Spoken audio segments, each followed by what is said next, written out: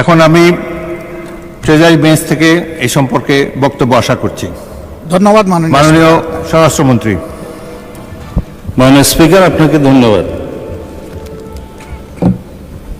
আপনি প্রথমত আমি প্রশ্ন রাখব, মানে বিরোধী দলীয় নেতাকে কোন বিধিতে এই সময় বিফোর 71 অ্যালাউ করেছেন? This is my point of order. Second হচ্ছে,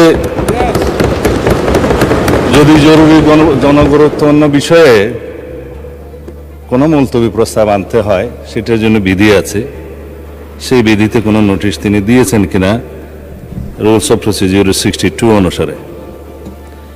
তৃতীয় প্রশ্ন হচ্ছে, যদি জরুরি জনগুরুত্বপূর্ণ বিষয়ে কোনো সংক্ষিপ্ত আলোচনা করতে হয় সেই বিষয়ে বিধি 68 অনুসারে কোনো নোটিশ দিয়েছেন কিনা, এটা হচ্ছে আপনার প্রতি আমার প্রশ্ন।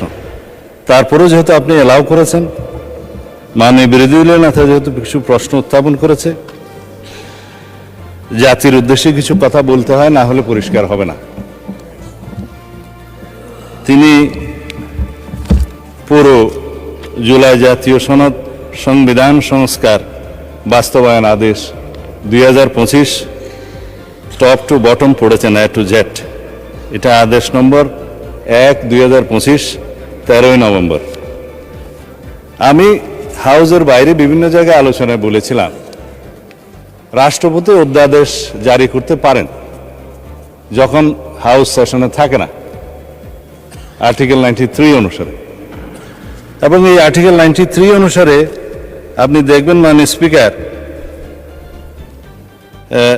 ক্লজ কতে 93(1) ক্লজ ক লেখা আছে, সংবিধানের ধারা পরিবর্তন হবে বা সংবিধান পরিবর্তন হবে এরকম কোনো বিষয় অধ্যাদেশের মাধ্যমে আসতে পারে না, সেটা জায়েজ নাই। রাষ্ট্রপতি অধ্যাদেশও সেটা সংবিধান পরিবর্তনের কোনো বিধান করতে পারেন না। কিন্তু এই যে আদেশ, এই আদেশটা না অধ্যাদেশ না আইন, মাঝামাঝি কি জিনিস, সেজন্য আমি বলেছিলাম এটা হয়তো নিউট্রাল জেন্ডার হতে পারে। এনিওয়ে, এটা আমি অসংসদীয় বা আনপার্লামেন্টারি কোনো শব্দ এখানে ইউজ করতে চাই না, এটা বাইরের বক্তৃতা হলে বলা যেত। এই যে আরোপিত আদেশ যেটা তিনি পাঠ করলেন, এই আদেশের তিনি বললেন সেকশন 3-তে জুলাই জাতীয় সনদে অন্তর্ভুক্ত সংবিধান সংস্কার বিষয়ে গণভোট, এবং বলা হয়েছে সেকশন 10-এ পরিষদের অধিবেশন